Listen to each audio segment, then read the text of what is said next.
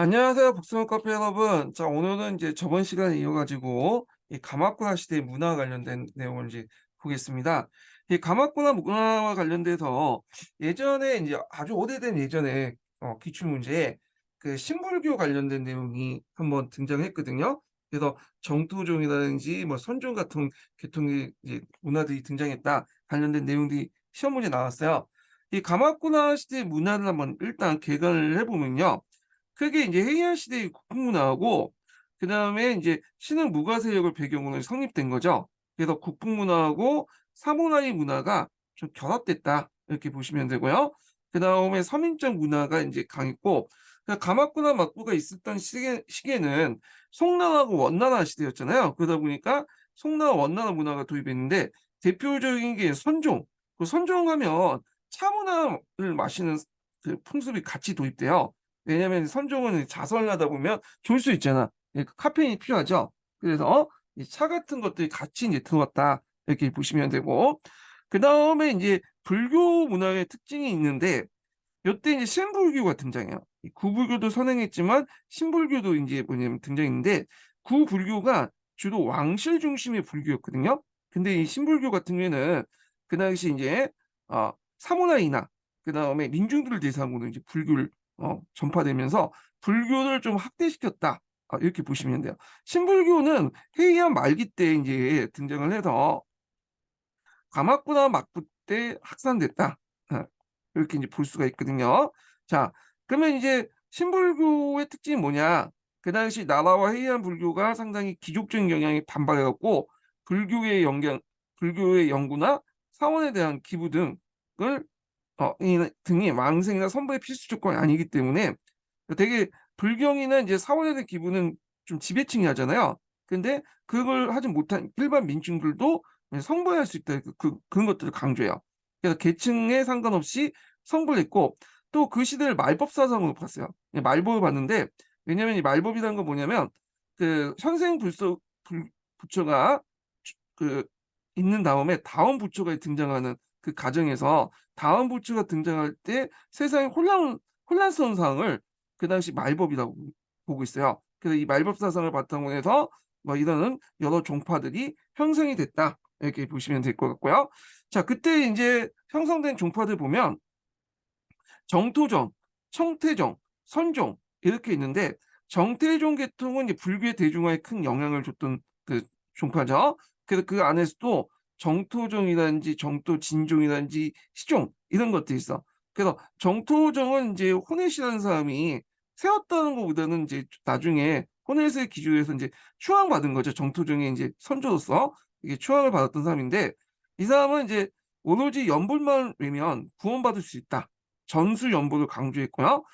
신라도 이제 그 후에 정토 진종의 어떤 조사로서 이제 추종받은 사람인데 이 사람은 이제 여러 번 그 연보할 필요 없고 한 번이라도 마음 깊이 연보를 하면 극락왕성을 할 수 있다. 악인도 우선적으로 구원될 수 있다. 이렇게 이제 했던 거고요.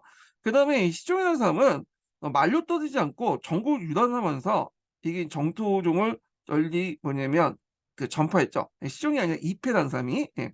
그래갖고 이제 이 사람은 돌아다니면서 춤을 추면서 뭐냐면 그 연불을 전파를 했어요. 연불패도 이제 수용하고 그 이패를 이제 시조로 해서 나중에 시종이라는 그 종파가 형성이 되고요.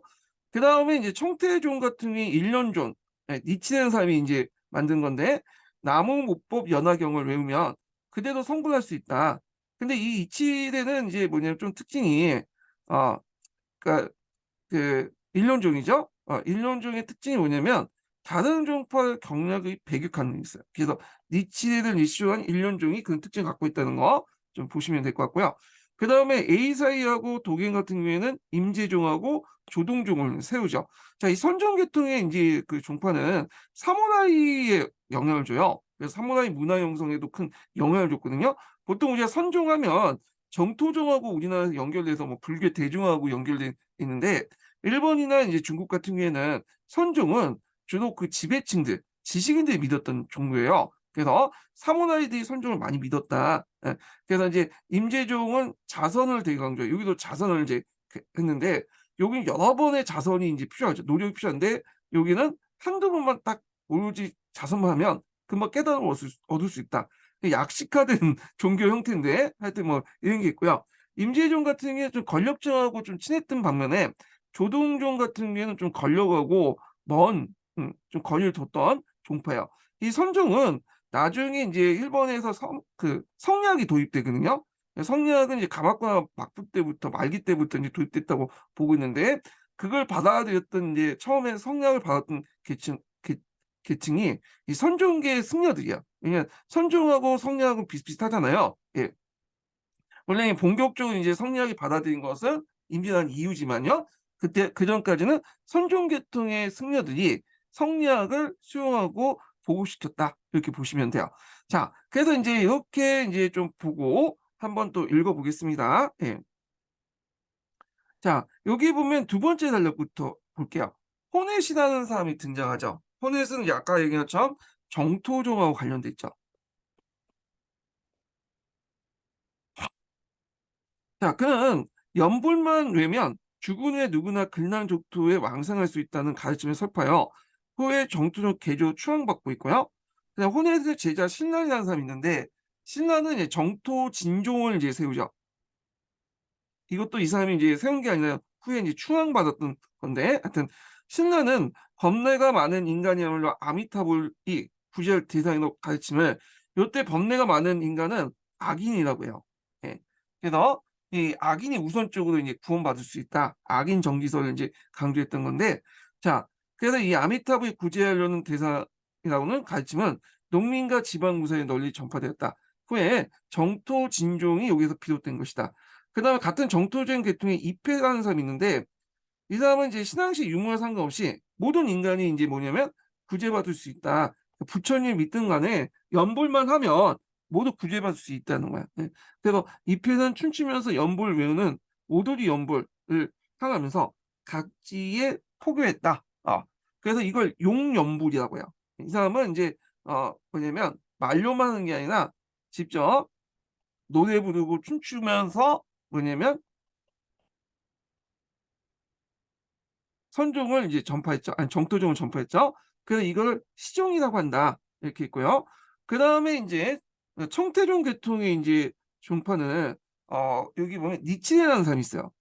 이 니치레는 나무모법 연화경을 하면 성불할 수 있다라고 인제 설파하죠. 그래서 이 사람은 성불을 강조해요.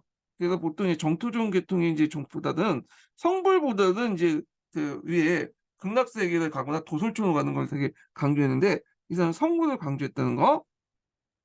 자 니체는 가마쿠라 중심으로 포기를 하면서 다른 종파에 맹렬하게 인제 막 공격하다가 원래 이 니치렌이 세운 이제 니치레종 그러니까 일련종 같은 경우에는 여기에서 볼 수 있듯이 상당히 배타적이에요. 예. 그래서 이제 하다가 막부에 탄압을 받았다. 이렇게 보시면 될 것 같고요. 자 그다음에 간토의 무사들 중심으로 이 간토라는 거는 오늘날 이제 도쿄 가마쿠라 막부 중심 간동 지역을 얘기하죠. 이 중심은 선종이 인제 들어오겠는데 선종은 송나라로부터 인제 건너왔다고 그래요.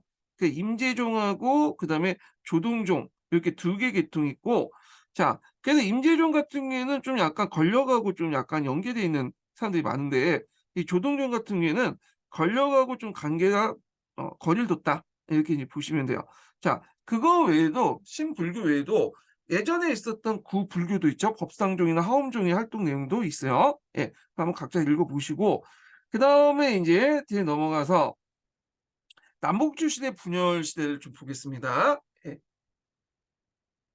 자 남북조라는 것은 뭐냐 하면 그 당시 일본에서 청왕이 두 명이 있었던 시대죠. 예 남조, 북조와 예 그래서 있고 남조, 요시노의 남조. 그래서 북조는 간마쿠라 막부의 후원을 받고 있었고 남조 같은 경우에는 요시노에서 이렇게 있었던 두 개의 청왕이 존재했던 그 시대를 남북조 시대라고 하거든요.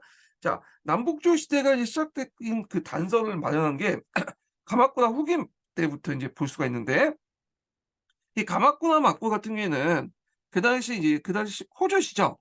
그 청왕가를 통제하려고 했어요. 그 당시 청왕가는 어떤 상황이었냐면 두 개의 계통이 대립을 하고 있었죠. 지모인 계통과 그다음에 다이쿠지 계통이 대립을 하고 있었는데 지모인 계통, 지면 원통 계통하고 그다음에 그 다이카쿠, 대각 사통 계통이 이렇게 분열돼 있었어. 근데 요게 인제 누가 개입을 했냐면 가마쿠와 막부가 분쟁에 개입을 했죠. 그래서 해결책을 제시했는데 이게 뭐냐 양통지비야. 그래서 예를 들어서 인제 지모인 계통이 청왕이 되면 그 후에 대각사지 계통이 청왕이 되고 교대도 청왕이 되라. 자, 그래서 인제 이런 걸 통해서 가마쿠와 막부는 청왕과의 내분을 통해서 조정을 쉽게 통제를 하려고 했던 거죠. 근데 이거에 대해서 불만을 갖고 있었던 사람이 있었는데 이게 뭐냐면 대각사지 계통인 고다이고 청왕이죠.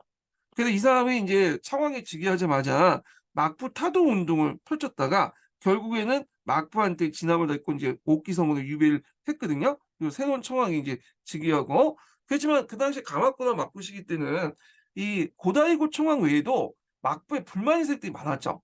예. 그래서 인제 그 당시 가마쿠나 막부가 뭐냐면 그 자기들끼리만 이제 정치를 하고 배 타주고 하니까 그거에 대한 이 불만을 갖고 있는 나머지 무사들이 이 당시 고다이고 청왕을 중심으로 직결되기 시작해요. 예. 그래서 그 당시 뭐 구소노키 마시시기라든지 그다음에 우리가 이제 뒤에 무노마치 막부를 세웠던 이 아시카카 다카오지, 니타 요시사다 이런 사람들이 직결해서 고다이고를 중심으로 해 가지고 막부 타도 운동을 펼치게 돼요. 결국에는 이제 막부 타도 운동이 성공을 해서 이 고다이고가 이제 집정을 하죠. 다시 청왕이 인제 돌아오잖아요. 그래서 이 고다이고 청왕이 자신이 인제 뭐냐 권력을 잡게 되는데 요때 인제 했던 그 정치가 갯무신정이야, 갯무신정. 이 고다이고 청왕은 정치의 특징이 뭐냐면 예전에 그 청왕권이 강했던 그 율령 정치에 돌아가자. 아 그래서 다이카 계신의 율령 정치로 가는 복구 정치를 내세웠어요. 예. 그리고 이 사람은 조종이든 무가든 그러니까 이제 조종이라는 것은 이제 이 당시 그 귀족들 얘기하죠. 그래서 귀족들이 예전에 뭐 해이안 시대 때 원이라든지 그다음 원정 정치라든지 석간 정치 등을 했잖아요. 그래서 어 청왕의 권력이 상당히 약화됐죠. 그 가마쿠와 막부 때도 이 당시 무가들이 등장하면서 청왕의 권력이 약화됐잖아요. 그러니까 이제 조종과 이 무가들을 자기 밑에 두고 견제하면서 서로 인제 견제하면서 통치를 하는 방법을 채택했어. 그래서 그걸 통해서 청왕권을 강화시키려고 했죠. 그래서 이런 정책을 뭐라고 하냐면 공무협조 정책이라고 해요. 자 여기 공이라는 것은 공가 계통, 예 귀족이고 그다음에 무라는 것은 무사 계층이죠. 근데 이제 공가하고 이 무가는 대립적인 거고 이들이 추구하는 방향은 좀 달랐어요. 공가 같은 경우에는 예전에 이제 원정이라든지 석간이라는 것처럼 청왕을 형식적으로 두고 실제로 인제 뭐냐 이런 식으로 해 갖고 통치하는 걸 원했던 거고 무가는 예전에 가마쿠나 막부처럼 이 막부를 만들어 가지고 통치를 하는 걸 원했던 거죠. 예. 그래서 인제 이렇게 했는데 고다이고청은 뭐야? 복구 정치를 강조해서 청왕권을 강화시키는 걸 이렇게 하는 거잖아요. 서로 안 맞췄던 거죠. 이 공무협조 정책이 제대로 되지 않았고 거기에다가 인제 그 당시에 인제 그 감 고다이고 청왕은 은상 문제 그러니까 인제 가마쿠와 막부를 타도하면서 인제 여러 가지 이들에게 이제 타도한 공로에 있는 사람들에게 땅을 나눠 줘야 되는데 이걸 좀 약간 짜게 했어요. 그러다 보니까 그 당시 이 아사카카 다카오지 같은 사람들이 불만을 가질 수밖에 없겠죠. 예. 그리고 분명히 자신들이 이제 군사를 갖고 있는데 요 고다이고 청왕은 현실을 모르고 무슨 청왕 중심의 어떤 정치를 하려고 하니까 그에 대한 불만을 가질 수밖에 없고요. 결국에 이런 그런 정책들은 그 고다이고 청왕의 인제 그 정책은 결국에는 아사카카 다카오지 등 이런 사무라이 계층의 반발 때문에 무너지게 되죠. 자 그럼 그 내용을 보겠습니다. 자 교토로 돌아온 고다이고 청은 청왕이 친정해야 한다는 이념에 기초해요. 기존의 막부도 부정하고 원인이 섭정이니 간백도 부정을 했죠. 예. 요런 것도 다 청왕의 친정을 막았던 거잖아요. 그리고 고다이고 청왕의 그 밑바닥에는 성리학적 이론이 깔렸다고 해요. 성리학이라는 것은 가마쿠라 막부 때 말기 때 들어왔거든요. 예. 그래서 요런 것들 인제 이념을 바탕으로 정치를 했다고 해요. 그러나 현실적으로 무사히 세력을 완전히 배제할 수 없었다. 그래서 고다이고 청은 공가 그다음에 부가와 함께 협력해서 통치하는 공무협조 정책을 도모했다. 자 이러한 새로운 정치 질서를 당시 연호인 갯무에 따라서 갯무신정이라 한다. 그러나 의욕적으로 추진한 갯무신정은 2년 만에 붕괴됐고요. 가장 큰 원인은 신정부의 수입에 참가한 사람들의 입장이 서로 달랐기 때문이다. 공가는 예전에 헤이안 시대처럼 귀족 정치의 부활을 외쳤고 무가는 호조를 대신하여 새로운 무가 정권을 이제 수입하려고 했다. 그러나 이제 무가가 군사력을 확고히 쥐고 있는 상황에서 청왕이 천정을 보기에는 상당히 어려웠다. 그래서 이 고다이고 청왕은 이 다카오지 세력들이 자기한테 이제 객이니까 니타 요시사다를 이용해 갖고 이 다카오지 세력들을 견제하려고 했거든요. 근데 이 다카오지가 이 요시사다 군대를 격파한 거야. 그래서 결국에는 이제 다카오지에 의해서 고다이고가 교토에서 패해를 당하죠. 그래서 이제 고다이고를 대신해서 이제 새로운 청왕을 이제 내세우게 되고 고다이고는 이제 이 요시노와는 상당히 이제 뭐 산맥이 둘러싸인 산에 둘러싸이는 그 곳에 가서 뭐냐면 어 새로운 조정을 만들죠. 그래서 이때부터 이제 북쪽에 있는 교토의 조정과 이 가마쿠라 무르마치 막부의 후원을 받은 조정이죠. 요시노의 조정이 서로 싸우게 돼요. 그때 인제 요시노는 힘이 약했지만 또 그 당시에 이제 뒤에 얘기했지만 다이모드, 슈고 다이모드 안에서 계승 분쟁들이 막 일어나요. 그래서 계승 분쟁에서 패했던 사람들이 되게 남조를 인제 지지를 해 가지고 이제 명맥이 유지되죠. 그래서 한동안 인제 이렇게 해서 유지가 돼요. 그래서 이 남북조 시대가 이제 유지되면서 한 3-4대 정도 지나간 후에 결국에는 그 뒤에 있지만 요시미치라는 사람, 3대 쇼군이었던 그 요시미치가 1392 년에 그 당시 남조의 인제 그 어 청왕이었던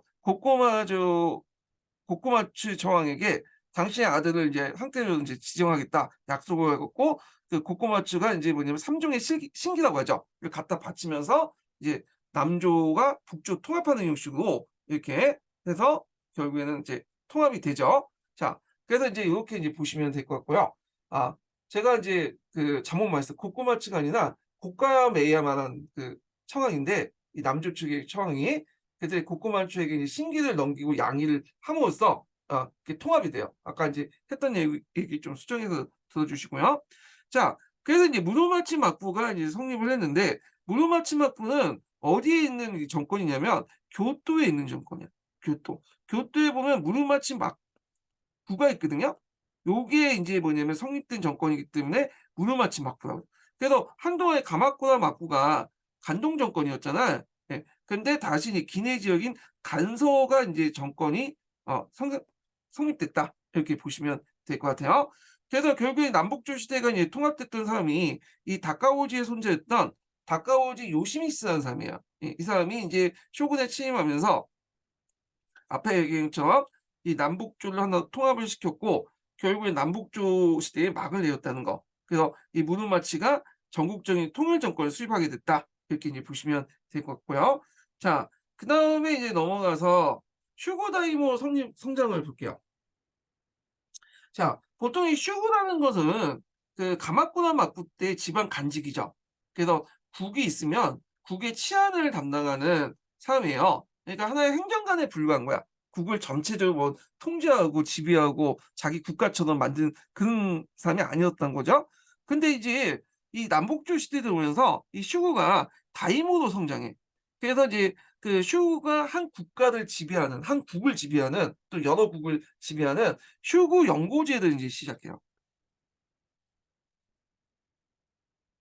그래서 슈구 영국제를 실시하는데 슈구 영고제는 영이라는 건 통치하다는 뜻이에요. 이거죠. 그래서 한 국을 통치를 하게 돼요. 그래서 한 국뿐만 아니라 여러 국을 어떤 데는 뭐 대여섯 개를 이제 지배를 하고 그만큼 성장을 하게 됐는데요. 슈고 다이모가 인제 성장했던 배경에는 두 가지 요소가 있어요. 자, 남북조 시대를 내란 때문에 장원 체제가 동요되고 그걸 가진 지방 우사 세력들이 확대되거든요. 그리고 이제 아사카가 다카오지 내란을 이기기 위해서 여러 슈구들을 막폭풍으로 끌어들이려고 했어요. 그러면서 이 막부에게 권력을 이제 여러 가지 줬는데 그중에 하나가 뭐냐면 반제정이에요. 자, 반제정은 뭐냐면 자, 오랜 내단으로 이제 식량 확보가 어렵잖아요. 그러니까 지역의 장원이나 공령의 영공 중에 절반을 전량 그 병랑미라는 이유로 징수할 수 있는 그러니까 군량미죠. 군량미라는 이름으로 그 명목으로 징수할 수 있는 권한을 준 거야.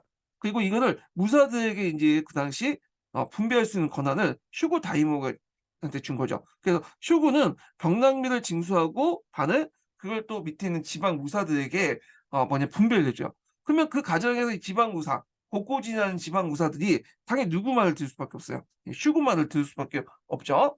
그리고 인제 슈거업계라고 인제 있는데,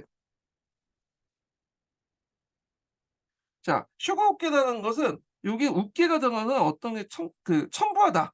이 사람이 인제 담당하다는 뜻이에요, 일본말로. 그래서 슈거가 그 당시에 인제 그 자원이나 공룡의 연공 징수를 첨부를 해 가지고 담당을 해 갖고 위로 이제 보내는 그런 권한을 갖게 돼요. 그래서 여기에서도 많이 떼어먹죠. 그 50%를 요게 반제로 먹고 그 50%를 올려야 되는데 그중에 상당수가 인제 up계라는 형식으로 자기가 인제 청구를 해 갖고 인제 그 대신 징수해 갖고 올리는 과정에서 상당수는 많이 떼어먹죠. 예. 그러다 보니까 이상하게 경제력이 집중될 수밖에 없고 당연히 그 밑에 있는 이제 그 지역의 무사들 곳곳이는 이 사람 말을 들을 수밖에 없는 거예요. 그래서 쇼구가 가마쿠라 막부 때는 하나의 국의 관리에 불과했지만 다 무르마치 막부, 그러니까 인제 남북조 시대를 거치면서 이런 권한을 통해서 지방의 무사들을 장악하면서 한 국가를, 한 국이란다. 한 지역을 국인을 지배하는 수구 영국제가 이제 실시됐다. 그러니까 어떤 그 다이모드는 한 개 국뿐만 아니라 대여섯 개의 국을 지배하는 강대한 다이모드가 형성이 돼요. 그래서 이 무르마치 막부는 가마쿠라 막부에 비해 상대적으로 권력이 좀 약해 지방 세력을 제대로 통제하지 못하거든요. 그래서 이 슈거 다이모드 때문에. 예. 그래서 이 무르마치 막부는 슈거 다이모드의 연합 형태로 이루어진 국가다. 이렇게 좀 보시면 될 것 같아요. 예. 자, 그래서 인제 요 관련된 내용을 한번 보겠습니다. 예. 자, 아사카카 요시미스가 쇼군에 취임한 1368 년에 이어 무르마치 막부도 뭐냐면 안정됐다. 그러니까 요시미스는 교토의 기타우치 무르마치라는 무르마치 부가 있어요. 거기에 거처를 옮겼는데 그래서 이 막부 이름도 무르마치 막부도 여기에서 이제 유래됐고요. 그래서 이제 1392 년에 요시미스는 남조와 교섭하여 북조와 통합하는 데 성공했고 남조의 마지막 청왕이었던 그 사람이 이제 삼종의 신기를 가지고 북조와 통합을 하게 되죠. 자, 무르마치 막부는 가마쿠라 막부와 남조를 붕괴시킨 정부의 무사들 하나 통합하기 위해서 각지의 슈군을 파견했다. 이때 대부분 슈군은 아사카카 일족이었고 지방 유력자에게 슈군을 두면 사진 적었다. 이 점에서 무르마치 막부가 슈군을 배치한 것은 가마쿠라 막부의 호조 도쿠쇼 정권을 본던 곳을 지나지 않는다는 견해도 있지만 그렇지만 이 슈가 인제 가마쿠라 막부 때보다 더 권한이 커졌다고 했죠. 예. 그래서 그때 이제 슈가 인제 앞에서 여기는 안 나오고 있지만 이런 두 가지 권한을 바탕으로 해서 지방에 있는 그런 지방 무사들을 통제를 하게 돼요. 짓돈이 뭐 곡괭이니 그래서 이런 것들을 인제 뭐냐면 통제하면서 요게 슈구 다이무 영국 지배 체제가 형성이 됐다. 이렇게 보시면 돼요. 자, 곡괭이하고 수구는 예전에는 상하 관계였어요, 예전에도. 그렇지만 이거는 간직상 상하 관계예요. 그래서 뭐 관리자 정도 되거든요. 근데 요때부터는 곡괭이가 아니 짓도가 완전히 수구 밑에 들어가서 신하 관계를 맺는 주군하고 신하 관계를 맺는 거야. 이게 좀 차이가 있어요. 예. 자, 그다음에 인제 요렇게 있고 그래서 이제 유력 수구들은 점차 인제 자신의 어떤 그 지역을 근거로 해서 국내 무사들 자신의 사적 기사들을 편성해서 영국 전체를 지배했다. 이걸 인제 아까 얘기한 슈구 다이모의 영국 지배체죠. 그러니까 슈구 영국제라고 인제 볼 수가 있죠. 예. 그래서 인제 있고 그중에 인제 뭐 오치시 같은 경우에는 이 6 개의 슈구직을 겸하는 경우가 있었다는 거. 예. 그리고 이제 야마나시 같은 경우에는 일본의 전국토지였던 6분의 1을 장악했기 때문에 루쿠부노 이치도노라고 또 불렸어요. 그래서 인제 이렇게 슈구가 상당히 세력이 커졌다. 이렇게 좀 기억을 해 두시면 될 것 같고 그래서 이제 이 슈구 세력이 너무 커지니까 이들을 통제할 필요가 있잖아요. 그래서 이 가마쿠라 막부 때 이제 여러 인제 슈구 다인부들 통제 정책을 해서 이들의 세력을 좀 약화시키긴 했지만 근본적으로 이들의 세력을 약화시키지 못했어요. 예. 하여튼 이런 것들 좀 기억을 해 두시면 될 것 같아요. 자, 그다음에 인제 가마무역하고 동아시아사를 볼게요. 자, 이 가마무역은 인제 왜 해줬냐. 이거의 배경을 보면 이건 중국사하고 관련돼 있죠.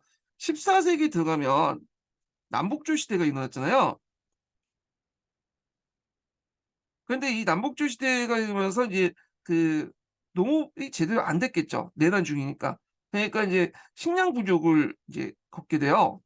그러면서 그 당시 큐슈 등 일부 인제 다이모들이 누굴 지원하냐면 그냥 도적대들을 지원해 줘. 이게 단순히 도적대가 아니라 여기에는 뭐 사무라이도 있고 여러 계층도 있어 농민도 있고 등등. 이런 도적대들이 그 당시 고려라든지 뭐냐면 명나라를 공격하죠. 이 고려나 조선을. 예. 그래서 이제 정기왜구라고 하는 건데 이들이 이제 해안가를 돌면서 막 식량도 약탈하고 사람도 죽이고 이렇게 인제 하게 돼요. 그래서 이제 이 정기외구라는 것들이 등장했다. 그러니까 인제 그 당시 명나라 건국하면서 이거 단속할 필요 있잖아. 그래서 그때 실권자였던 아시카카 요시미스에게 사절을 보내서 그 당시 왜구를 단속해 달라고 요청을 하게 되고 그거에 대해서 인제 요시미스가 받아들이죠. 그리고 대신에 인제 명나라에서는 가만무역을 인제 왜냐면 하게 되죠. 가막이라는 것은 명나라 때 주변 국가들에게 무역을 할 수 있는 어떤 무역 증서를 얘기해요. 예. 가막 관련된 내용은 예전에 얘기했으니까 좀 그때 참조를 해 주시고요. 이 가막 무역은 예전에 중국사 관련돼서 09년 2차 기출문제에 나왔어요. 예. 요건 일본사 관련된 건 아니지만 일단 가막 무역 자체가 인제 일본하고 또 연결돼 있잖아요. 예. 그래서 인제 중국사 문제지만 일본사와 연결돼 있으니까 좀 그걸 좀 여기에서 한번 더 살펴보기로 할게요. 예. 자 그러면 관련된 내용을 보겠습니다. 자 왜구란 스시마, 이끼, 마쓰알 근거지로 삼은 해적 집단인데 대개 스시마나 이 큐슈 지역의 이제 지방에 이제 바탕을 둔 해적 집단을 보시면 돼요. 자 이들은 한반도와 중국의 연안 지역을 습격하면서 약탈을 일삼았다. 14세기 중반 전국이 남북조로 분열하여 중앙 권력이 약화되자 왜구가 중동했다. 자 남북조 시대에 출현한 왜구를 통칭해 정기 왜구란다. 그 뒤에 이제 후기 왜구를 해서 16세기 때 출현하는 왜구가 있죠. 요거는 제가 중국사 할 때 좀 얘기를 했어요. 자 1368년 중국에서 명나라 건국했다. 그래서 아시카카 요시미스가 이 무르마치 막부의 3대 쇼군이죠. 1401년 명예사절단을 보내 통솔을 하고자 했다. 왜구에 많은 피해를 입고 있던 명은 그 당시 홍무제죠. 홍무제 일본 중앙정부를 통해 왜구를 단속하자 했고 그리하여 조공무역 형식으로 통한 교류를 인정했다. 자 그래서 인제 요때 요시미스가 그 당시 중국의 황제였던 그 당시 홍무제한테 편지를 보냈어요. 그래서 이 편지를 보낸 내용이 있거든요. 예전에 세계사 교과서나 동아시아 교과서에 실려 있었는데 자 요시미스는 이에 응하여 자신이 명황제의 신하임을 자처하면서 명예연호를 사용했다. 그러면서 일본이 중국과 정식 국교를 다시 맺게 된 것은 경당사 폐지한 이래 500년 만이며 중국의 책봉을 받은 것은 5세기 때 외의 오왕 이후 처음이었다는 거죠. 자 여기에서 인제 볼 게 뭐냐면 일본 같은 경우에는 조공 책봉 관계를 우리처럼 항상 지속적으로 맺고 있지는 않다고 했죠. 자기 필요할 때만 맺잖아요. 근데 이제 그 당시 경당사를 이제 파견할 때는 조공 관계만 맺었지 책봉 관계는 맺지 않았죠. 그리고 이제 예전에 인제 남북조 시대 때는 기록에 보면 남조서에 보면 외의 오왕이 조공도 하고 책봉도 했다고 했잖아요. 예. 근데 요시미스는 조공도 하면서도 책봉을 한 거야. 그러니까 이제 경당사가 폐지한 50년 만에 조국무역이 부활됐고 그래서 5 세기 때 외항 이후에 책봉을 받은 거죠. 예. 그래서 이 사람은 조공도 하고 책봉도 했다는 게 특징이야. 그래서 이제 홍무리부터 일본 국왕이라는 칭호도 받았어요. 원래 국왕이라고 하는 사람 청왕이라는 건 따로 있잖아. 이 사람은 쇼군이지 국왕이 아니잖아요. 근데 홍무리부터 일본 국왕이라는 칭호를 받고 그걸 요청했다고 해요. 그래서 요시미스가 왜 그런 책봉까지 받으려고 했나 일본 국왕이 책봉을 받으려고 했는가에 대해서는 제가 예전에 일본사를 한번 본 적이 있는데 거기에 그렇게 나왔더라고요. 요시미스는 다른 쇼군과 달리 자기가 스스로 청왕이 되고자 했던 사람이라고 하더라고요. 그래 갖고 인제 청왕을 없애고 자기가 인제 쇼군이자 청왕으로서 인제 통치하려고 했다. 그걸 준비하는 과정에서 일본 국왕이란 칭호를 요청했고 홍무제가 일본 국왕을 요시미스로 임명했다. 임명했다. 이런 내용이 있어요. 그런데 이제 요시미스가 죽자 그 계획이 무산됐다고요. 그 후에 쇼군들은 청왕 지위에 대해서는 별 관심이 없다. 왜냐면 실권이 없고 이게 상징적인 거잖아요. 근데 요시미스만 좀 약간 좀 이상하게 이 사람은 쇼군이자 또 청왕으로 취임하려고 하는 과정에서 당시 일본 국왕이라는 칭호를 받았다. 이렇게 인제 보시면 될 것 같아요. 그 예전에 누가 익명 게시판에 그걸 물어보더라고요. "왜 책봉을 받았냐 일본 국왕." 그 이유가 있어요. 예. 근데 여기에서는 이제 요시미스가 인제 일본 국왕으로 인정받는 이유에 대해서는 좀 다른 식으로 이제 해명을 하고 있는데 요거는 좀 볼게요. 이건 뭐 관점 차이니까. 자, 명가의 통교를 통해서 대의조 일본 국왕으로 인정받은 요시미스는 이걸 통해서 인제 뭐 오우치 시즌, 오우치 씨가 상당히 인제 큰 슈고 다이무죠. 서구 유럽의 슈고의 무역을 제한하고 대의 무역의 이익을 독점했고요. 첫 번째 이 거고, 두 번째로는 인제 명으로부터 막대한 동전을 수입했다. 그래서 그 당시에 인제 일본 같은 경우에 자체 동전이 있지만 송나라나 뭐 명나라나 이게 중국의 동전을 많이 수입을 해 갖고 이제 썼거든요. 예. 그래서 인제 이런 것들이 있었는데 당시 일본은 독자적인 통화를 발행하지는 못하고 있었다. 따라서 명나라의 동전을 일본 수입해서 요시미스에게 국내 그 통화 발행권을 독점하는 것 같은 효과를 가져다 주었다. 이렇게 보시면 돼요. 자, 여기에서 약간 인제 근데 일본이 독자적 발행을 했어요. 예. 했는데 이게 신용도가 떨어지기 때문에 잘 쓰지 않았던 거죠. 예. 그래서 기록에 보면 독자적인 통화를 만들긴 했지만 그걸 잘 쓰지 않고 신뢰가 떨어지기 때문에 인제 뭐냐면 중국의 통화를 받아 썼다. 이거는 지금 남미 국가나 이런 나라들 보면 자국 가치가 하락을 하니까 자국 가치를 없애고 그 달러를 들여다 쓰는 경우가 있잖아요. 그런 거와 비슷하다고 보시면 돼요. 자, 하여튼 이런 명과 일본의 무역을 통상 감압무역이라 한다. 그래서 감압이라는 징표 예전에 한번 설명했죠. 그래서 감압은 명나라가 인제 주변국들에게 무역을 할 수 있는 권한을 줬던 증서거든요.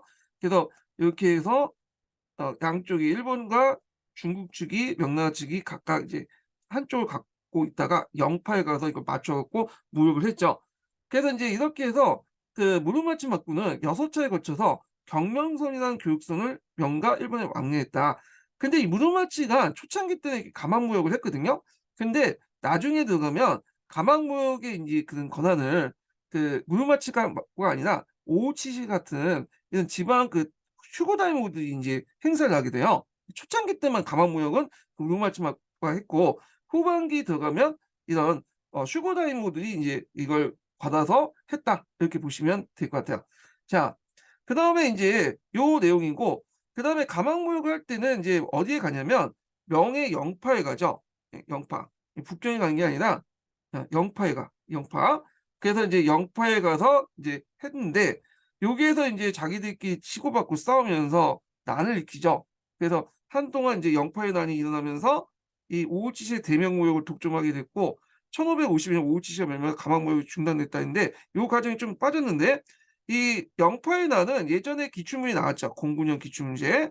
그래 갖고 앞에서 말한 것처럼 무르마치 초기 때는 가방 무역을 뭐냐면 무르마치 막부가 직접 했어. 근데 이제 막부가 쇠퇴하면서 그 당시 그 슈거다이모토 오우치시와 호스카시가 인제 했는데 이때 오우치시는 하카다 상인들을 지원했고요. 호소카와 상인은 사카이 상인, 오늘날 오사카 지역에 있는 상인들이 지원을 했어요. 근데 얘네들이 어디에 싸운 거야? 영파에 나는 영파에서 싸우게 된 거야. 그 과정에서 인제 중국인들 많이 죽게 되고 그 과정에서 인제 또 뭐냐 명나라 정부는 화가 나 가지고 이 가만 무역을 중지시켰어요. 그러다가 이제 나중에는 다시 부활했는데 이때 부활할 때 이 오우치 씨에게만 가마을 무역을 할 수 있도록 허용을 하죠. 그러다 보니까 오우치 씨가 대명 무역을 독점하게 되는데 문제는 오우치 씨가 전국 시대 때 멸망을 하게 돼요.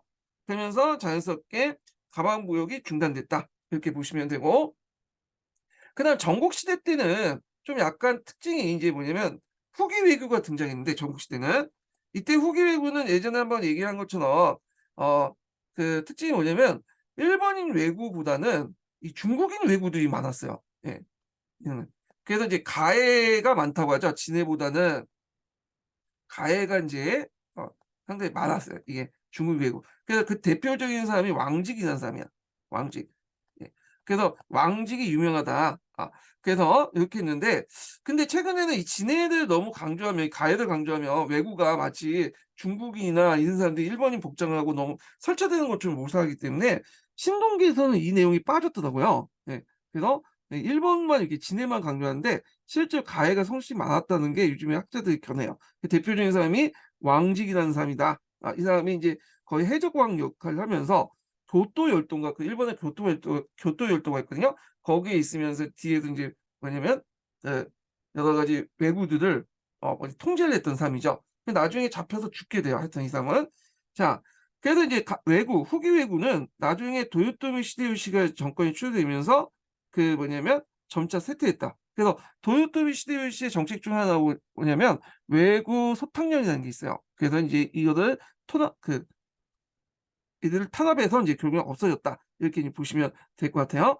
자, 그래서 인제 가만무역 관련된 내용을 인제 그 이렇게 있고, 자, 그다음에 이 아시카카 요시미쓰라는 사람이 있죠. 이 사람은 뭐냐면 자기 스스로 인제 뭔가 그 황제가 되려고 청왕이 됐던 사람이고, 그렇기 때문에 인제 항우에 준하게 해서 인제 했다는 내용도 있어요. 그 헌재학계에서 요시미쓰가 일본 국왕이 되려고 한 것으로 해석된다.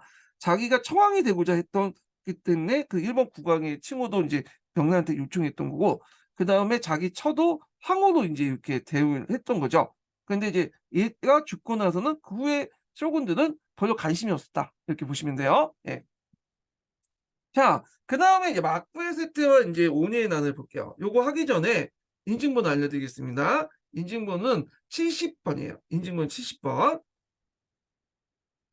자, 막부 같은 경우에는 가마쿠 그 무르마치 막부는 지방을 완전히 통제하지 못했죠. 지방은 이제 슈고다이모들이 이제 통제했던 거고, 그래서 이제 자기가 통제했던 영역들은 기내 지역의 중심으로만 한정됐거든요. 그러다 보니까 이제 막부가 상당히 재정적으로 안 좋았어. 궁핍했죠. 거기에다가 인제 뒤에 얘기했지만 이제 스치이키 같은 이끼들이 발생을 하고, 그리고 반란도 많고, 그 막부가 상당히 힘이 약했던 시기였거든요. 자, 근데 이제 이때 그 오니의 난이 일어나요. 오니의 난. 이 오니의 난은 그 쇼군의 인제 뭐냐면 즉위 문제를 둘러싸고 뭐냐면 막부 안에서 두 세력을 나눠 가지고 싸웠던 그 난인데 10년 동안 지속이 돼요.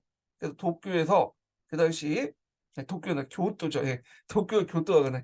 예. 교토에서 그 당시 이제 서군과 동군 이렇게 나눠 가지고 자기들끼리 이제 뭐냐면 치고받고 한 10년 동안 싸웠어. 그때 인제 지방에 있는 그 유력자인 슈고다이무도 각각 서군과 동군이 이렇게 붙어 가지고 싸웠거든요. 그래서 이제 이때 이제 그 10년 동안 싸움을 일어나면서 슈고다이모들이 자기 영지를 좀 많이 방치했어요. 그러다 보니까 그 영지에 있었던 슈고다이라든지 뭐 하여튼 곡부지라든지 그 밑에 있는 부하들이 쿠데타를 일으켜서 영지를 빼앗죠. 그러면서 인제 전국 시대로 넘어가게 되는 그 과정이 있는데, 이 전국 시대에 넘어가는 데 큰 역할을 했던 것이 뭐냐면 이 오니의 난이다. 요거 좀 기억을 해 두시면 되고요. 자, 온이난 관련된 내용은 그냥 한번 보세요. 우리가 뭐 구체적으로 다 알 필요는 없을 것 같아. 그래서 서군하고 동군하고 싸워서 후계자 문제를 싸우다가 결국에는 인제 뭐냐면 서로 망했다. 그때 인제 슈고다이모도 같이 인제 올라와서 싸웠는데, 이 슈고다이모가 올라오고 나서 지역에서 인제 있었던 이 다이모들의 부하들이 그 지역을 차지하면서 전국 시대로 넘어간다. 그래서 이때 다이모들은 슈고 다이모와 별개로 뭐냐면 센카쿠 다이모, 전국 다이모라고 하죠. 예. 요런 내용들 좀 기억을 해 두시면 될 것 같아요. 자, 그래서 여기에서 인제 쭉 내용이 있으니까 한번 보시면 되고요. 자, 이렇게 오니의 난이 이제 일어나면서 슈구의 권위가 어떻게 해요? 더 떨어질 수밖에 없겠죠. 예. 그래서 이에 의존해서 생활했던 중앙의 유력 귀족이나 사원 세력들도 크게 약화되고요. 그리고 이제 많은 슈구 다이모들이 자신의 영지를 내려갖고 더 이상 슈구의 통제를 받지 않았는데, 이미 이제 영지는 슈구 다이라고 해서, 그다음 슈구 다이모가 인제 뭐냐면 도쿄에 있는 동안, 예, 도쿄가 아니라 교토죠. 예. 교토에 있는 동안 그동안 이제 영지를 관리하는 사람이 있었어요. 그러니까 한동안 이제 거의 10년 넘게 인제 영지를 떠나다 보니까 슈거 다이버들이 이제 뭐냐면 힘이 커져서 결국에는 영지를 빼앗는 그런 하극상이 일어나죠. 예. 요 관련된 내용이 밑에 있는데, 그래서 이 슈거 다이모드는 상속을 둘러싼 내분이 결집되고 몰락했고, 슈구의 영전을 지방에서 대신 다스린 슈구다이가 등 유력 가신들에 의해서 지위가 빼앗기는 일이 비일비재했다. 자, 이런 하극상이 있으며, 자, 당시 이러한 일반적인 사회풍조이자 전국시대의 특징이다. 그래서 하극상이라는 게 당시에 인제 전국적인 어떤 특징이라는 거. 그래서 위에 있는 사람을 그 제외시키고 다이모를 제외하고 그 밑에 있는 애들이 다이모가 되는 그런 것들이 전국시대에 비일비재해 일어났다는 거죠. 그래서 인제 슈거 다이모는 이제 몰락을 하고요. 그리고 새로운 다이모, 전국 다이모가 등장하죠. 센카쿠 다이모들이 이제 등장했다. 이렇게 좀 보시면 될 것 같아요. 자, 그다음에 서민의 대두와 이끼의 인제 시대에 대해 볼게요.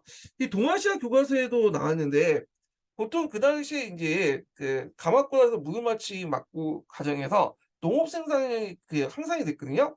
그래서 관계 농법이 발달되고 뭐 용골차 같은 걸 사용하고요. 그다음에 상과 소의 분노를 이용해서 비료를 사용하고 이모작도 보급을 했어요. 그러니까 이게 그 농사 기법의 발달이 우리나라보다 더 빨라요. 네.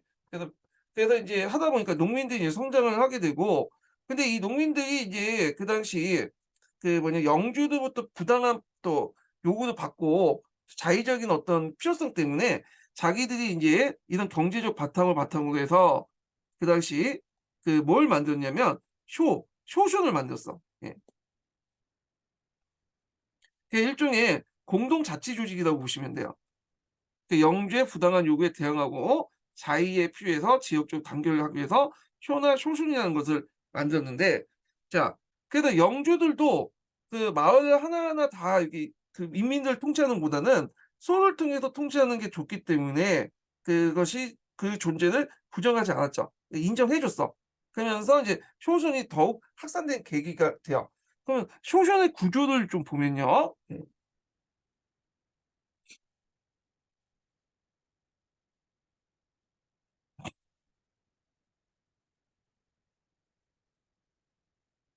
자, 얘네들 인제 이렇게 보면 그 밑에 지도자가 있어요. 지자무라이 라는 사람인데 이 지자무라이가 인제 약간 좀 어떤 사람이냐면 사무라이와 농민의 중간층 정도 되면 돼요. 이 사람은 인제 평상시에는 인제 농민으로서 인제 마을을 인제 통제하고 있다가 전쟁 나면 이제 칼을 차고 나가는 그런 사람들이거든요. 그래서 그 당시에 남북조 시대나 뭐 전국시대 거치면서 사무라이하고 농민 간의 경계선에 있는 사람들이 상당히 많았어요. 평상시에 농민이었다가 칼을 차고 또 전쟁 나면 또 싸우는 사무라이가 되기도 하고 자 그렇게 있는데 그래서 인제 얘네들은 이 미야자라는 인제 제사 집단을 형성됐죠. 제사를 이제 공동으로 지내고 그다음에 인제 합의 기구였던 요리알이라는 게 있어요. 예. 그런 것들. 그리고 인제 여기 보면 여러 가지 권한이 있는데 이 쇼에 권한들이 쭉 나와 있죠. 그 이 페이지를 공동으로 사용할 수 있고 그다음에 그 마을에 연금을 납부할 때 이 쇼를 통해서 납부를 해요. 이게 직계웃계라고 하죠. 보통 웃계자가 붙으면 청구하다는 뜻이야. 대신하다라는 뜻이죠, 일본어로.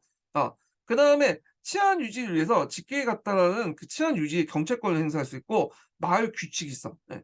그래서 인제 이렇게 해서 쇼나 쇼순이 있는데 이들이 그 영주가 너무 뭐냐면 지나친 욕을 한다. 그럴 경우에는 단계에서 영주에 저항을 하거든요. 이것을 잇기라고 해요. 잇기. 저항하다. 보통 이 심에 대해서 어 그 심을 뭉쳐서 저항하는 게 잇기인데 그래도 인제 이런 잇기는 뭐라고 하냐면 쇼션이 잇기했다. 쇼션이 잇기라고 해요. 예. 하여튼 이렇게 인제 이런 잇기들이 인제 그 당시에 발생이 됐다. 그래서 인제 스치잇기죠. 쇼션이 잇기가 스치잇기. 말 잘했네. 그래서 이 쇼와 쇼션이 자치조직을 형성하고 영주의 불법적인 영주가 아니라 영주죠. 영주에 대한 불법에 대한 격렬한 저항 운동에서 스치익기 같은 이제 이끼도 있다. 예. 물론 이끼는 이 스치익기 외에도 여러 가지 이끼가 있어요. 그건 나중에 좀 얘기하고요. 예. 자, 그래서 인제 이런 것들이 인제 무덤마치 막부 때 상당히 많이 행해졌다. 이렇게 좀 기억을 해 주시면 될 것 같아요. 그래서 요 관련된 내용이 동아시아 교과서에 나와 있거든요. 그래서 참조를 해 주시고 자 그래서 인제 이런 쇼와 쇼슌 같은 것들이 등장을 했고 이들이 인제 뭐냐면 연공도 같이 납부를 하고 그러니까 연공을 청구하고 그 쇼가 책임지고 이제 연공을 청구하고 했다. 근데 만약에 이 쇼순이 영주의 부당한 압력에 대항하기 시작했고 그 당시 연공의 강명이나 불법을 저지를 경우에는 자원관리제 파면 등을 요구하면서 이를 간처시키기 위해서 스치크 같은 이끼들을 결성해서 그 집단적 고소를 하거나 도망치게 됐다. 그래서 인제 이런 스치키가 이제 기내 지역을 중심으로 상당히 많이 발생이 됐다. 이렇게 보시면 돼요. 자 근데 이끼라는 것은 원래는 그 의미가 있죠. 이끼는 본래 규를 하나로 하다. 즉 마음을 함께하여 행동을 한다는 뜻인데 그러니까 집단으로 모여 가지고 인제 자기 의견을 같이 간접시켜서 항쟁을 하다라는 의미라고 보시면 돼요. 그래서 가마쿠라 시대 때 무사가 각지에서 일구를 맺는 사례가 있었고, 이끼가 이제 가마쿠라 막부 때 무사를 중심으로 이끼가 만들어졌다 이 내용이 있고요. 이런 것들이 백성까지도 확대됐고, 이걸 스지이끼는 이제 아까쯤에 소와 소손이 이끌었던 이끼를 이제 스지이끼라고 한 거죠. 예. 근데 이제 또 어떤 경우에는 그 당시 이제 스지이끼 중에 그 빚을 갚아달라고, 빚을 탕감해달라고 이끼를 벌이는 경우가 있었어요. 어 이걸 이제 뭐냐면 덕정이끼라고 해요. 덕정이끼. 예. 그래서 이제 스치이끼 중에 막부에게 덕정령을, 그러니까 뭐냐면 빚을 탕감하라고 채무 파기를 요구하는 이끼를 벌이는데, 이런 이끼들을 이제 덕정이끼라고 한다. 그런 내용들 좀 기억을 해 두시면 될 것 같아요. 그래서 이제 이끼가 있고, 이끼는 이렇게 무사들과 그다음에 농민들만 이낀 게 아니라, 후에 가면 이제 또 뭐냐면 여기 있지만 법화 이끼라든지 입고 이끼라든지, 종교 성격을 갖고 있는 이끼도 이제 확산이 됐다, 이렇게 보시면 될 것 같아요. 그래서 종교 집단도 뭐냐면 그 이끼를 익혔다. 네, 이렇게 이제 보면 되고, 자 그다음에 이제 넘어가서 전국 다이모의 지배 체계를 이제 보겠습니다. 예. 센카쿠 다이모 관련된 내용을 이제 볼게요. 자, 센카쿠 다이모들이 이제 통치했던 시기가 대략 한 100년 정도, 16세기 정도 이렇게 보고 있거든요. 그래서 인제 요 시대를 인제 전국 시대라고 하고, 그리고 이제 이렇게 그 무르마치 막부가 아직 존재하고 있었죠. 그 무르마치 막부의 100년 동안을 전국 시대라고 인제 보고 있는데, 전국 시대의 특징은 여러분도 앞에서 얘기한 것처럼 하극상이죠. 예. 그리고 인제 그 구체제가 이제 무너지고 새로운 이제 질서가 이제 뭐냐면 탄생하는 그런 시기였다. 자, 그래서 원인의 난을 계기로 해 갖고 인제 쇼군과 막부의 권위가 헌전히 실추되자 지역을 독자적으로 이제 지배하는 세력이 나타났는데, 이를 전국 다이모라고 한다. 그래서 전국 다이모가 선정한 종류는 크게 두 가지로 볼 수 있는데요. 물론 이제 여기에서 인제 분류하는 것은 그 뭐랄까요? 요쪽에 인제 기준을 가지고 얘기한 거예요. 다른 책에는 또 다르게 분류하는 경우도 있어요. 예. 여기 보면 하나는 슈고다이모에서 전국다이모로 변신하는 경우가 있고, 이게 이제 대표적인 게 가이의 다케하다시라고 대표적인 시고, 하나는 슈고다이모의 하극상의 사회풍조를 이용해서 슈고다이모를 타도하고, 슈고다이라든지 뭐 이런 사람들이 타도를 일어나서 슈고다이모를 타도하는 거죠. 권력을 탈취하는 경우가 있다. 그래서 오다 노부나가 유명한 오와리의 오다시가 대표적인 집안이죠. 그 외에도 아키 모리시처럼 제지 영주에 불과한 무사가, 곡구진이죠. 무사가 전국 다이모를 선정하거나, 아니면 미노 사이토 시대같이 외지의 내부 세력들이 외지인들이 내부 세력을 제압하고 전국 다이모 등장했다. 그래서 전국 다이모가 이렇게 다양한 유형의 그 전국 다이모들이 있다는 거죠. 예. 자, 그래서 전국 다이모들은 이 당시 자기들이 이제 치고받고 싸우는 과정에서 총력전을 하게 되잖아요. 그러다 보니까 인제 영국 지배를 확보하고 그다음 나름대로 부국 강병을 추구할 수밖에 없어요. 왜냐하면 그래야지만 우리가 잘 살아남기 때문에. 그러니까 이건 중국의 전국 시대하고 좀 비슷해요. 예. 그래서 내부 정비 관련된 작업들이 되게 많은데, 자 그래서 인제 전국 다이모들은 군사를 유지하고 영국의 지배를 확고하기 위해서 영국 수치제를 정비했다. 그래서 가신들이 보유한 토지에 대한 세금을 부과했고요. 그다음에 인제 이 과정에서 토지 조사를 하게 돼요. 이걸 검지라고 해요, 보통 검지. 그래서 우리가 보통 검지를 토지조사 사업이라고 알고 있는데, 이 검지로 유명한 게 이제 도요토미 히데요시죠. 태학 검지.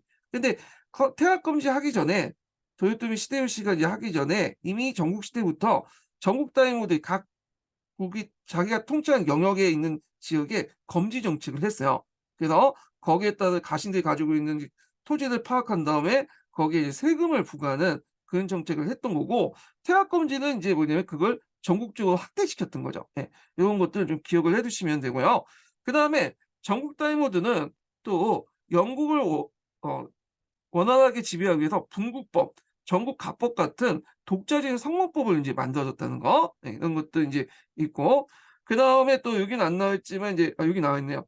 농업 생산량 발전을 목표로 신장 개발도 했고, 대규모 인제 치수 사업도 했고, 그다음에 농업 인구를 확보하기 위해서 동학 농민을 잡을 수 있는 법을 또 시행했다. 또 대량의 무기와 군수품을 조달하는 과정에서 화폐와 금, 은의 수요가 높아졌고, 그래야 금은 강산도 적극 개발했다는 거. 그때 이제 사도금강이라든지 이하미 은강이 유명해요. 그래서 이렇게 이제 전국 단위로 살아남기 위해서 나름대로 부국강병 정책을 진행을 했다. 그 과정에서 이제 금은 강상들이 이제 개발됐는데 그중에 이제 교과서에 나온 게 이암이 은강이죠. 일본은 그 은이 많았어요.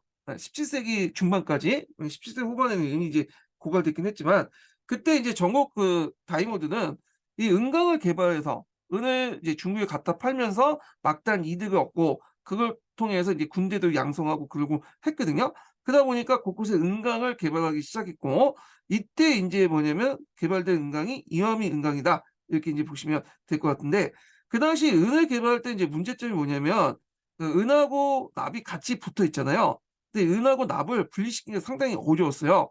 근데 이때 이걸 해결할 수 있는 게 뭐냐면 하이오키법 이 인제 조선에서 건너왔죠. 이게 해치법이라고 하죠. 해치법. 이 해치법은 조선에서 이제 발견된 건데 조선에서는 널리 인제 이용하지 못하고 있다가 일본으로 건너오면서 인제 이걸 적극적으로 이용하게 되죠. 그 은하고 납을 쉽게 인제 뭐냐 분리시키는 데 큰 역할을 했다. 그래서 이게 아마 한국사 교과서에 나왔고 뭐 세계 동아시아 교과서에 나왔고 그런 것 같은데 해치법 같은 걸 도입했다. 이렇게 이제 보시면 될 것 같아요. 자 그다음에 무덤마치 막부 시대 때 뭐 경제인데 뭐 이거는 뭐 그냥 각자 보시면 될 것 같고 그 무덤마치 막부 같은 경우에는 막부와 마찬가지로 상품화폐 경제가 발달됐고 화폐도 널리 유통이 됐다는 거. 예. 그래서 이제 그 무덤마치 막부 안에서도 그 뭐냐 독자적인 이제 동전 같은 걸 만들긴 했지만 신뢰가 떨어지기 때문에 이것도 마찬가지고 중국 화폐를 그대로 인제 이용하는 경우가 많았다는 거. 이런 것들 명랑화폐 이런 것들을 인제 삼았다. 이렇게 좀 기억을 해 두시면 될 것 같아요. 자 그다음에 도시와 교통 관련된 내용도 그냥 한번 읽어 보세요. 뭐 그냥 중요한 거 아니니까 건너뛰고. 자 무덤마치 문화를 볼게요. 무덤마치 문화. 무덤마치 문화와 관련된 내용은 예전에 기출문제 때 잠깐 언급됐었어. 잠깐. 음. 아 한 한 줄인가? 뭐 이렇게 언급된 건데 자 요거는 뭐 전반적인 설명만 좀 하고 넘어가겠습니다. 자 무덤마치 막부는 전반적으로 인제 어떤 문화냐면 이게 이제 뭐냐 무가 문화라고 보시면 돼요. 그래서 이제 가마쿠라 막부 같은 경우에는 무가 문화와 공가 중심의 문화가 같이 인제 있었잖아요. 근데 남북조 시대를 거쳐서 그 우르마치 막부 때는 이 무가 문화 중심이다. 이렇게 보시면 돼요. 이 무가가 이제 주도권을 장악하기 때문에 이 무가 문화 중심이었다는 거. 그리고 이 무가 문화에 큰 영향을 미쳤던 게 뭐냐면 선종이죠, 선종. 이 선종이 상당히 무가 문화에 영향을 줬다. 그래서 이런 내용 보시면 되고 잠깐만요.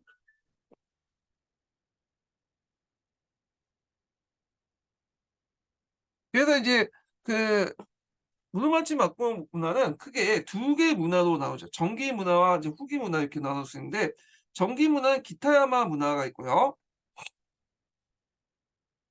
그래서 인제 있고 그다음 후기 문화는 시가시야마 문화가 있어요. 이 14 세기 후반부터 해서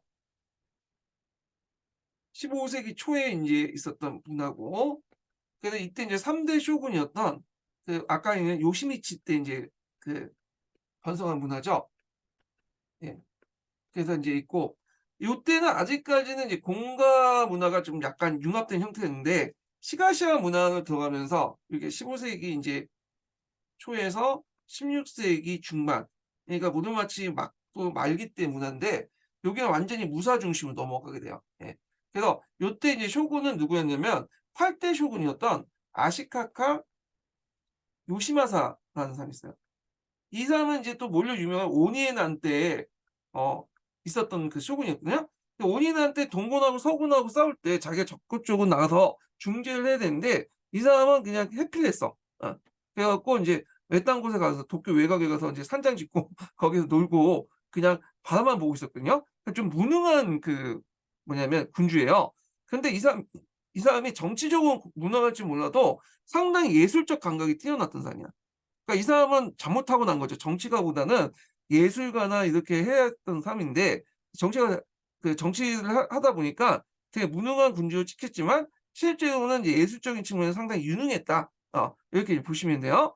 그래서 이 사람을 중심으로 해고 시가시아 문화가 뭐냐면 일어났다. 이렇게 보시면 되고요. 그래서 인제 이렇게 했는데 여기에서 인제 그 기타야마 문화의 대표적인 이제 그 문화가 그 건축 양식이 금각이에요, 금각. 그래서 이제 3대 이제 쇼군 아사카가 요시미스가 교토 기타야마에 화려한 그 뭐냐면 산장을 건립했는데 이 금각이라고 해요. 그래서 인제 요 내용인데 이 금각은 인제 선종의 영향을 많이 받았다고 하거든요. 그래서 잠깐 이제 보여 드릴게요.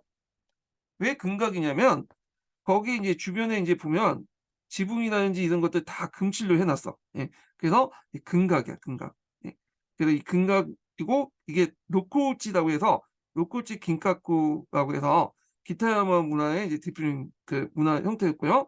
그다음에 인제 이게 있고 아시카카 요시마사가 인제 그 오니안 이 난 이후에 뭐냐면 그 시가시야마에 상장을 짓고 요시미츠 흉내내서 만든 게 은각이죠. 이 사람은 정치에 별로 관심이 없다고 했죠. 그래서 오니엔 난이 나니까 외곽에 이제 도피를 내 갖고 만드는데 도피를 했는데 그때 만든 게 은각이야. 예. 요게 은각이 인제 지소우지에 있는 긴카쿠라고 하죠. 이 킹카쿠고 이 긴카쿠란데 이게 발음이 잘 안 돼. 자 하여튼 원래는 이게 은각으로 인제 만들어서 줄여서 음칠을 하려고 했는데 돈이 없어서 제대로 못 했다고 그래요. 예. 그래서 여기는 금박이 다 있죠. 근데 여기는 좀 약간 부분적으로만 한 것 같아. 그 당시 돈이 별로 없었잖아요. 전쟁 와중이다 보니까. 예. 그래서 인제 이런 것들이 인제 뭐냐면 특징이다. 시가시아 문화도 이게 선종의 영향을 많이 받았다고 그래요. 예. 그래 갖고 인제 여러 가지 인제 뭐 문화적인 내용도 있는데 각자 보시고 예. 그래서 이제 무로마치 막부 때는 또 특징이 문화의 서민적 경향과 지방 복음인데 그때 이제 노라는 것이 인제 상류사의 사랑을 받았지만 점차 인제 소박하고 오락성이 짙은 노가 각 지역에 나타났다고 하고요. 뭐 있고 그다음에 또 인제 지방으로 확대됐던 그 이런 그 뭐냐면 중앙의 문화가 지방으로 확대될 수 있었던 게 뭐냐면 오니에난 때문에 그렇다고 해요. 오니에난 때 인제 도쿄가 완전히 뭐냐면 그 도쿄가 아니라 교토죠. 예.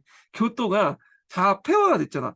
그러니까 거기에 있었던 귀족들이 지방에 가서 각지의 다이모들을 의지하게 되거든요. 그러면서 인제 뭐냐면 이 중앙에 있었던 이 교토 중심의 인제 문화가 지방으로 확산되기 시작해요. 예. 그래서 요런 내용들이 있다는 걸 좀 기억을 해 두시면 될 것 같아요. 자 그래서 인제 이렇게 해서 이제 무로마치 막부 관련된 내용은 이제 다 끝났고요. 예. 그다음에 인제 넘어가서 오다 노부나가와 그다음에 도요토미 시데요시 정책은 다음 시간에 진행을 하겠습니다. 예. 오늘 강의 듣느라 수고하셨고요. 예. 다음 주에 뵙겠습니다.